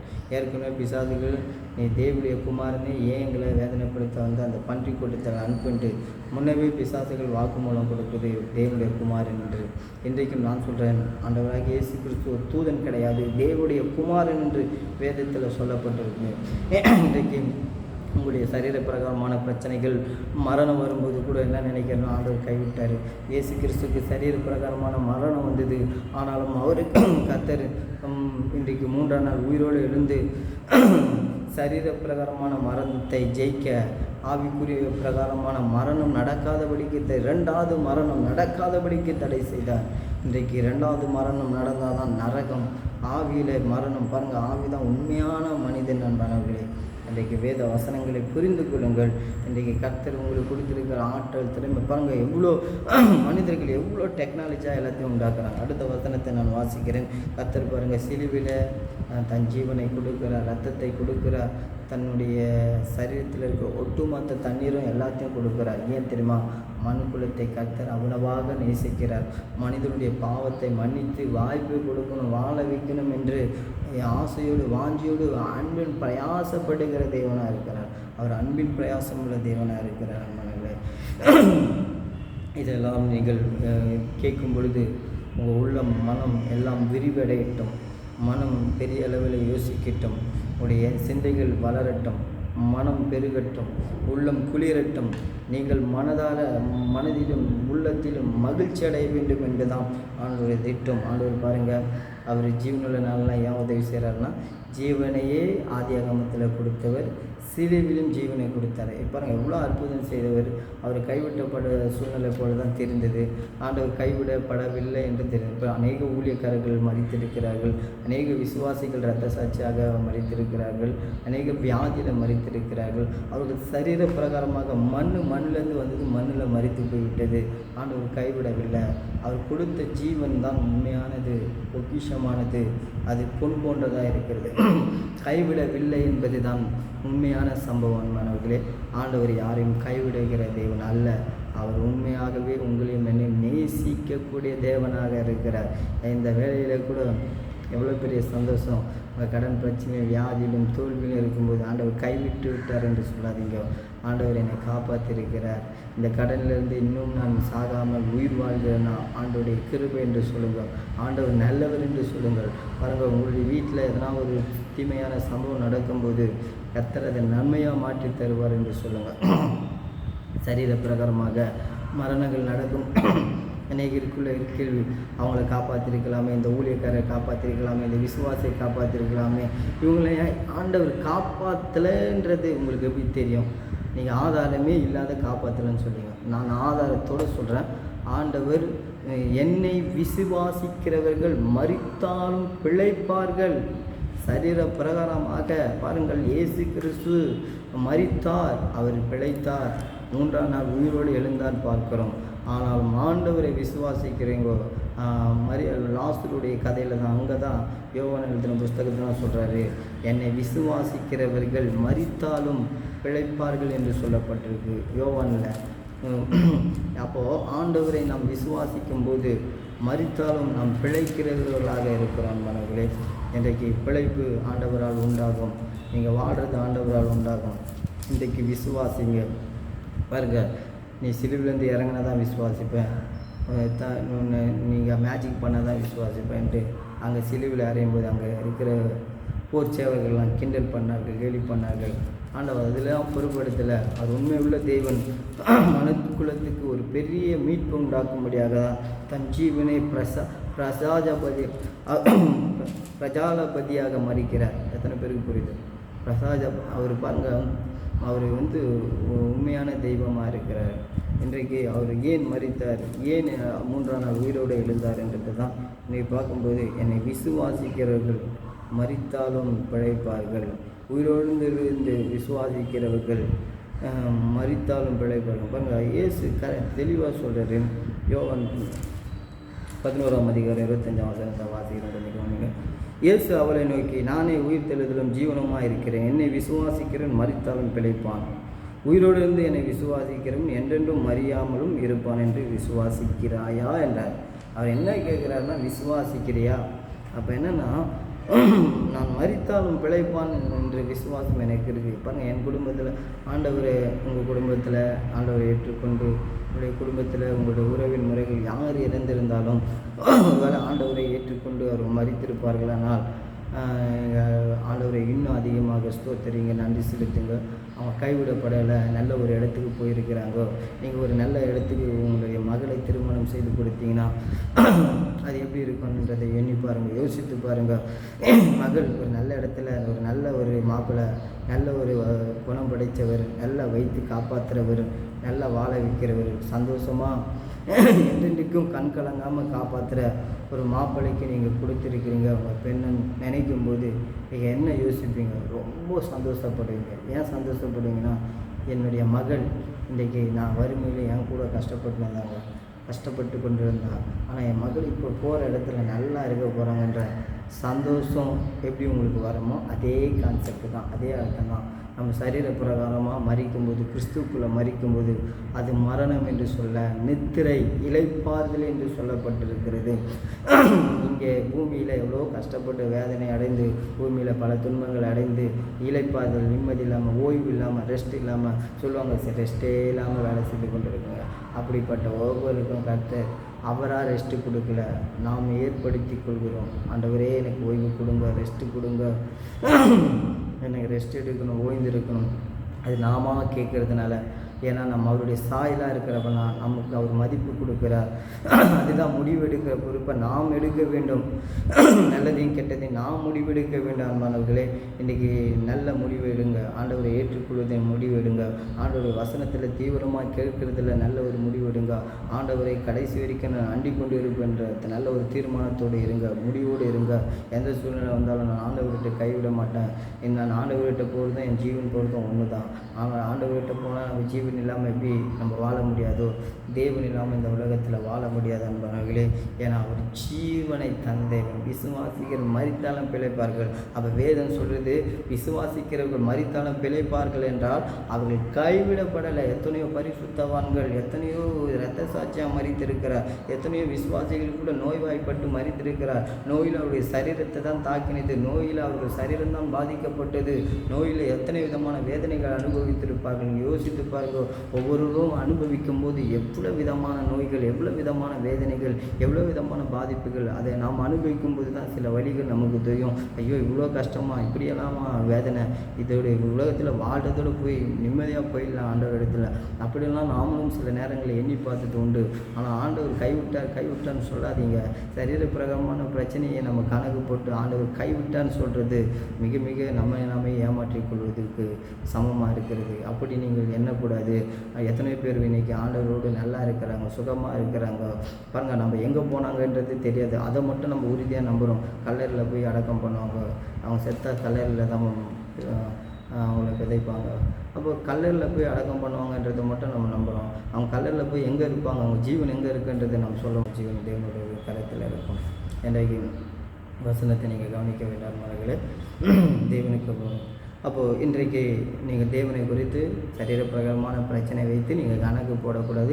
சரீரப்பிரமான மரணத்தை வைத்து, இப்போ சரீரப்பிரகாரமான வியாதியும் தோல்விகளும் சரீரத்துக்கு உண்டான பல பிரச்சனைகளை வைத்து ஆண்டவர் கைவிட்டார்னு ஒரு நாள் ஒருபோதும் சொல்லக்கூடாது. இயேசுவும் கைவிடப்பட்டது போல தான் இருந்தது. அவரே வாய் திறந்து சொல்கிறார், என் தேவனை என் கைவிட்டு. நம்ம பாவத்துக்காக தான் அவர் கைவிடப்பட்டார். இன்றைக்கு நம்ம பாவத்துக்காக, நம்ம பாவத்தில் நாம் கைவிடப்படக்கூடாது. நம் பாவங்கள் மன்னிக்கப்படணும், நம்ம பாவத்திலிருந்து விடுதலை பெறணும். ஆண்டவர் இன்றைக்கு கைவிடப்பட்டார் அன்பானவர்களே. இன்றைக்கு அவர் எவ்வளோ நல்லவராக இருக்கிறார். பிதாவாகிய தேவன் நல்லவர், குமாரனாகிய தேவன் தன்னுடைய தகப்பனுடைய சொல்லை கேட்டு அர்ப்பணித்தார். நம் பிள்ளைகள் நீங்களும் தகப்பன் தந்தை சொல்லை கேட்டு அர்ப்பணிங்கள். படைத்த தெய்வத்தை நோக்கி உங்களுடைய வாழ்க்கை ஆண்டவர் கரத்தில் ஒப்புக் கொடுங்கள். இன்றைக்கு அடுத்த வசனத்தை வாசிக்கிறேன் பாருங்கள். இதெல்லாம் ஆண்டவர் ஜீவனை கொடுத்தார். இந்த ஜீவனை ஏன் கொடுத்தார்னா, நமக்கு இழந்து போனதை திரும்ப கொடுக்கும்படியாக தான். ஆதாம் எல்லாத்தையும் இழந்து போயிருந்தால் திரும்ப அவர் கொடுக்கறதுக்காக தான் மரித்தார். யோவான் எழுதின புஸ்தகம் 3ஆம் அதிகாரம் 36ஆம் வசனத்தை நான் வாசிக்கிறேன். 16ஆம் வசனத்தை வாசிக்கிறேன். 3ஆம் அதிகாரம், யோவான் 3ஆம் அதிகாரம் 16ஆம் வசனம். தேவன் தம்முடைய ஒரே பேரான குமாரனை விசுவாசிக்கிறன் எவனோ அவன் கெட்டு போகாமல் நித்திய ஜீவன் அடையும்படி, எல்லாவற்றையும் அடையும்படி அவரை தந்தரில் இவ்வளவாய் உலகத்தில் அன்பு கொண்டார். அப்புறம் அவருடைய அன்பை எப்படி வெளிப்படுத்துகிற பாருங்க. நித்திய ஜீவன் அடையும்படி, எல்லாத்தையும் அடையும்படி. அப்போ நித்திய ஜீவனை அடைகிறோம். நம்ம ஏன் மரித்தாலும் விசுவாசிக்கும் போது பிழைப்பான் என்று விசுவாசம். ஒருவேளை இங்கே நம்ம பிழைக்கலாம், கைவிடப்பட்ட நிலையில் நல்லா போய் வாழ்கிற இடத்துல போய் நம்ம அந்த பிரிவினால நம்ம தாங்க முடியாது. ஒரு பெண்ணை கல்யாணம் பண்ணி கொடுக்கும்போது பிரிவிந்து போகிறாங்க, நம்மளோட ஒன்றா இருந்தாங்க, பழகினாங்க, சாப்பிட்டாங்க, அன்பு கூர்ந்தாங்க, நம்ம மகள் எவ்வளோ பாசமாக இருந்தாங்க, அந்த எண்ணம் தான் இருக்கும். நல்லா வாழ போகிறாங்கன்ற எண்ணம் உள்ளே வரும்போது ஆட்டோமேட்டிக்காக நாமளும் ஃப்ரீயாக சந்தோஷமாக நம்ம வேலைகளை பார்க்கணும். அதே போல் தான் நீங்களும் உங்கள் வேலைகளை பாருங்கள்.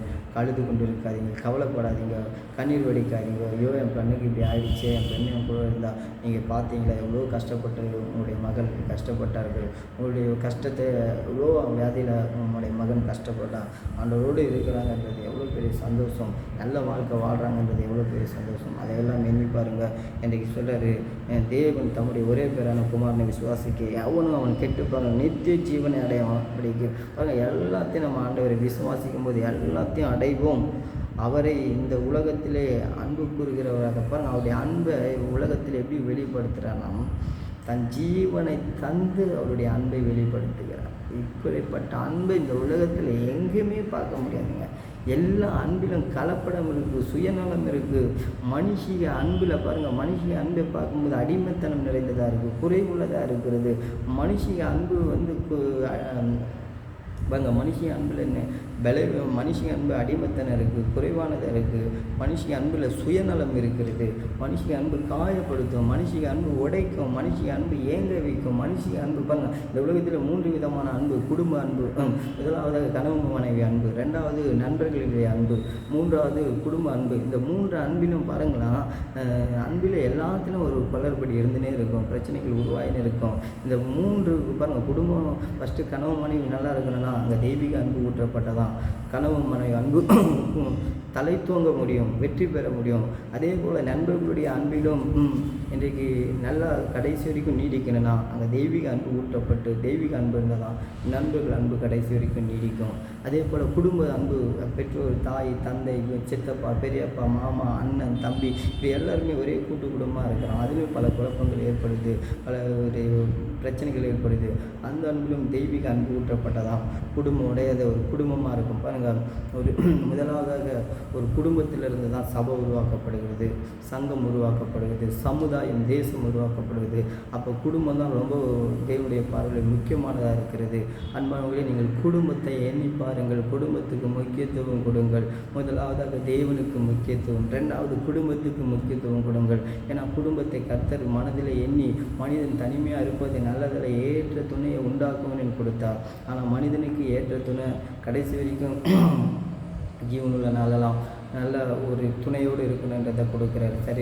சரீரத்துக்கு கொடுக்குற துணை நம்ம ஆவி ஆத்மாவுக்கு கடைசி வரைக்கும் துணையில் இருக்கிற ஒரு கர்த்தராகிய இயேசு கிறிஸ்து. அவர் சொல்கிறார், நான் உனக்கு துணையாக இருக்கிறேன் என்று சொல்கிறேன் என்று வேதாகமத்தில் ஏசாயா புத்தகத்தில் சொல்கிறாரு. இன்றைக்கு நீங்கள் இந்த சூழ்நிலையில் மட்டும் எந்த ஒரு பாதிப்பு இருந்தாலும் அதையெல்லாம் உதறி போட்டு, என் ஆண்டவர் எனக்கு, நான் விசுவாசிக்கிறேன், எல்லாத்தையும் நித்திய ஜீவனை அடையும்படியாக இவ்வளவாக உலகத்தில் அவர் அன்பு கூர்ந்தார். பாருங்கள், அவருடைய அன்பில் பாருங்கள், தன்னை எப்படி அன்பு காட்டுறதை வெளிப்படுத்துகிறார். ஒரு கொடுத்து தன் ஜீவனே கொடுத்து நான் உண்மையான அன்பு வச்சிருக்கிறேன், பாசம் வச்சிருக்கிறேன். இப்படிப்பட்ட அன்பை யாராலையும் கொடுக்க முடியாது. இதுதான் அகாப்பு அன்பு, தெய்வீக அன்பு.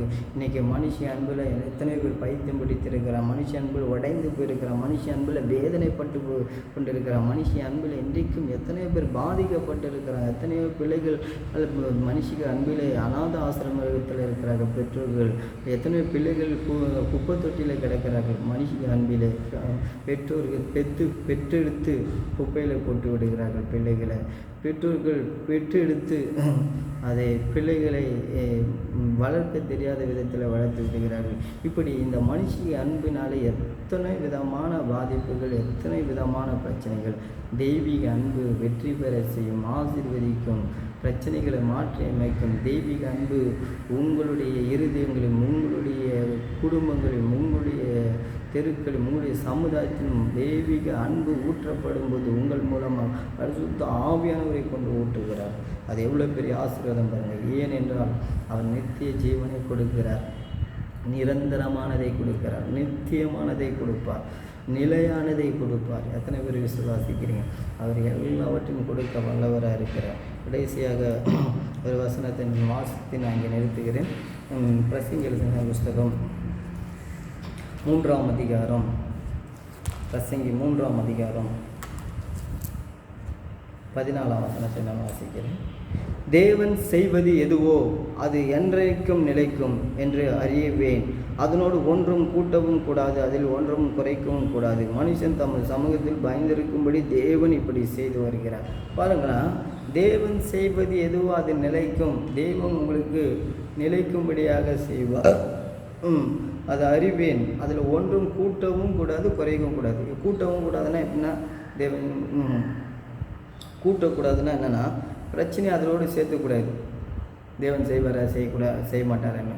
அதேமாதிரி குறைக்கக்கூடாதுன்னா பிரச்சனை அவள் தான், இது நன்மை இதோட எனக்கு நடக்கவே நடக்காது, யாராலும் நடக்காது, தெய்வமே கடவுளே இயேசுவே வந்தால் கூட நடக்காது அப்படின்னு குறைக்கவும் கூடாது. ஒன்றையும் கூட்டவும் கூடாது, பிரச்சனையை சேர்க்கவும் கூடாது. தேவனுடைய பார்வையில் தேவன் செய்ய போகிற நன்மையில் பிரச்சனை நன்மை நடக்குமா நடக்காதான்ட்டு பிரச்சனையை நன்மையோடு சேர்க்கக்கூடாது. அதே போல் ஒன்றும் குறைக்கவும் கூடாது. எப்படி குறைக்கக்கூடாதுன்னா, பிரச்சனைகள் நன்மைகள் கொஞ்சம் கொஞ்சமாக ஆண்டவர் 100 செஞ்சார், 50 செஞ்சார், 40 செய்தார், 30 செய்தார், 1 தான் செய்திருக்கிறார், இனிமேல் செய்வாரா செய்ய மாட்டாரா தெரியல. அப்படி உங்களுடைய நன்மைகளை நீங்களே குறைச்சி எடை போட்டு போகக்கூடாது. விசுவாசம் குறைந்து போகக்கூடாது, விசுவாசத்தில் குறைந்து போகக்கூடாது. நல்லா புரிந்து கொள்ளணும். கடைசியாக நம்ம ஜெபிக்க போகிறோம். எத்தனை பேர் விசுவாசம்? கடவுள் மனிதனுக்கு தன் ஜீவனை கொடுத்தார், அதிகாரத்தை கொடுத்தார், அந்தஸ்தை கொடுத்தார், வீடை கொடுத்தார், வேதத்தில் எல்லாத்தையும் கொடுத்தார் என்று சொல்லப்பட்டிருக்கு. நீங்கள் என்னை பார்த்த ஒரு கேள்வி, எனக்கு என்ன கொடுப்பார்? உங்களுக்கும் எல்லாவற்றையும் கொடுப்பார் என்ற விசுவாசம் இருந்தால் நீங்களும் பெற்றுக்கொள்வீங்க. எனக்கு என்னத்தை கொடுப்பார் என்ற கேள்வி கேட்டுருந்தீங்கன்னா அது நம்பிக்கையின் அடையாளம் இல்லை, விசுவாசத்தின் அடையாளம் இல்லை. அவர் எனக்கும் எல்லாவற்றையும் கொடுத்திருக்கிறார், அதை நான் பெற்றுக்கொள்வேன், அதை அனுபவிக்க ஆண்டவர் எனக்கு அனுக்கிரகம் செய்வார் என்றதை விசுவாசிக்கணும். அன்பானவர்களே, இன்றைக்கு நாம் கண்களை மூடி நாம் ஜெபிக்க போகிறோம். தேவனுக்குள்ளேருந்து வந்திருக்கிறோம். ஏன் அவர் உதவி செய்கிறாருன்றது தான் இன்றைக்கி இந்த இடத்துல நான் சொல்லி இங்கே நிறுத்த விரும்புகிறேன். அவர் ஜீவனுள்ள நாளெல்லாம் ஏன் உதவி செய்கிறார்னா, ஆதியாகமத்தை ஜீவனை கொடுத்தவர் ஜீவனுள்ள நாளெல்லாம் உதவி செய்கிறது அவருடைய கடமை, அவருடைய பொறுப்பு, அவருடைய வாஞ்சியாக இருக்குது. சிலுவிலே இழந்து போனது, ஆதாம் ஏவாள் இழந்து போன எல்லாத்தையும் அவர் இயேசு கிறிஸ்து மூலமாக தன் மகனுடைய ஜீவனை கொடுத்தவர், தன் ஜீவனை கொடுத்தவர். ரெண்டாவதாக சிலுவிலே தன் மகனையே கொடுத்தவர், மகனுடைய ஜீவனை, தன் குமாரன் இயேசு கிறிஸ்துடைய ஜீவனை கொடுத்தவர். மற்ற ஒன்றை அருளாதிருப்பது எப்படி? இன்றைக்கு உங்களுக்கு எல்லாத்தையும் கொடுக்க வல்லவராக இருக்கிறார். கண்களை மூடி நாம் ஜெபிப்போம். இரக்கமும் மகா கிருபையும் உள்ள நல்ல ஆண்டவரே, இன்றைக்கு நீர் ஏன் ஜீவனுள்ள நாளெல்லாம் உதவி செய்கிற என்று வேதத்தில் வாசித்தோம். நீர் ஜீவனை, நாசின் சுவாசத்தை ஊதி முதலாவதாக ஆதியாகமத்தில் ஜீவனை கொடுத்தவர். ரெண்டாவதாக ஆண்டவரே, நீ சிலுவையில் தன் இழந்து போனதை பெற்றுக்கொள்ளும்படியாக தன் குமாரனின் ஜீவனையும் கொடுத்தவர். மற்ற ஒன்றை அல்லாதிருப்பது எப்படி? மற்ற எல்லாவற்றும் தருவென்ற நம்பிக்கை உண்டாகட்டும். நித்தியமானதை நாம் விசுவாசிக்கிறவர்கள் நித்திய ஜீவனை அடைவார்கள், எல்லாவற்றையும் அடைவார்கள் என்று சொன்னீர். விசுவாசிக்கிறவர்களாக ஆண்டவரே, சபை மக்கள் ஒவ்வொருவரையும் மாற்றும், கேட்கிறவர்கள் ஒவ்வொருவருக்கும் விசுவாசத்தை வர்த்திக்க பண்ண மாட்டாரு, விசுவாசத்தில் பெற்றுக்கொள்ள உதவி செய்கிறார்கள். எந்த சூழ்நிலை வந்தாலும் நான் ஆண்டவர் மேல் விசுவாசமாக இருக்கிறேன், எனக்கு நான் எழுந்து போனதை கூட ஆண்டவரால் திரும்ப தர முடியும் என்ற அப்பேற்பட்ட ஒரு மாபெரும் விசுவாசம் உண்டாகட்டும். ஆண்டவரே, மரித்தாலும் ஆண்டவரே, விசுவாசிக்கிற மரித்தாலும் பிழைப்பார்கள். என் குடும்பத்தில் ஆண்டவருக்குள்ள மரித்த ஒரு நாளும் கைவிடப்படலை. அவங்க ஆண்டவரோடு சந்தோஷமாக பரதேசில் இருக்கிறார்கள், தேவ பிரசனத்துக்குள்ளே இருக்கிறார்கள். விசுவாசிக்கட்டும். பல குழப்பங்கள், பிரச்சனைகள் சரீரத்தில் ஏற்படும் போது ஜீவனுக்கு முக்கியத்துவம் கொடுக்கட்டும், ஆத்மாவுக்கு முக்கியத்துவம் கொடுக்கட்டும். சரீர அடிமை ஆண்டவரே, அதை ஆளுகை சேர்ந்து ஒவ்வொருவரும் அனுபவிக்க உதவி செய்யுங்க. கர்த்தாவே, இந்த கேட்கிற ஒவ்வொரு வார்த்தையும், ஒவ்வொரு இருதயங்களும் ஆற்றட்டும். உயர்ந்த ரகமான எண்ணங்களும், உயர்ந்த ரகமான பேச்சுகளையும் பேச, உயர்ந்த ரகமான வாழ்க்கையும் வாழ ஒவ்வொருவரையும் ஆசீர்வதிங்கப்பா. நான் கர்த்தர் என்னை எப்படிலாம் படைத்திருக்கிறார், இவ்வளோ என் பிள்ளை என்ற ஸ்தானத்தை, அதிகாரத்தை கொடுத்திருக்கிறார், வல்லமை கொடுத்திருக்கிறார், திறமையை கொடுக்கிறார், இந்த பூமி அனைத்தும் எனக்கு கொடுத்திருக்கிறார், இது எல்லாம் எனக்கு சொந்தம் என்று உரிமை பாராட்டுகிறவர்களாக மாட்டுங்கோ. பிரச்சனையை சொந்தம் என்று உரிமை பாராட்டாமல், கர்த்தர் எனக்கு சொந்தமானவர், அவருடைய நன்மைகள் எனக்கு சொந்தமானது, பிரச்சனை என்னுடையது அல்ல, மாயை என்னுடையது அல்ல, பாவமான சந்தோஷம் என்னுடையது எல்லாம் அதை வெறுக்கிறேன் நிகாரிக்கிறேன் என்று சொல்லி உமக்கென்று அர்ப்பணித்து உடைய வார்த்தையில விசுவாசித்து வாழ உதவி செய்யும். ஒவ்வொருவரும் இந்த சண்டே சர்வீஸில் ஒவ்வொருவரும் இயேசுவின் நாமத்தினால் ஆண்டவரே ஆசீர்வதிக்கிற ஆண்டவரே கொடா கொடியாக பெருகட்டும். ஒவ்வொரு பிள்ளைகளும் குடும்பமும் பெருகும்படியாக ஜெபிக்கிறோம். உயர்த்துங்க இயேசுவின் நாமத்தினால் ஜெபித்து ஜெயமடைகிறோம். ஜீவனுள்ள நல்ல பிதாவே, கர்த்தராகிய இயேசுவுடைய கிருபையும் பிதாவாகிய தேவனுடைய அன்பு பரிசுத்தாவிய அன்பினைக்கும் நாம் அனைவரும் தேவனுடைய வருகை வரைக்கும் சதா காலங்களும் தங்கியிருப்பதாக. ஆமேன். God bless you. கர்த்தர் உங்களை ஆசீர்வதிப்பாராக.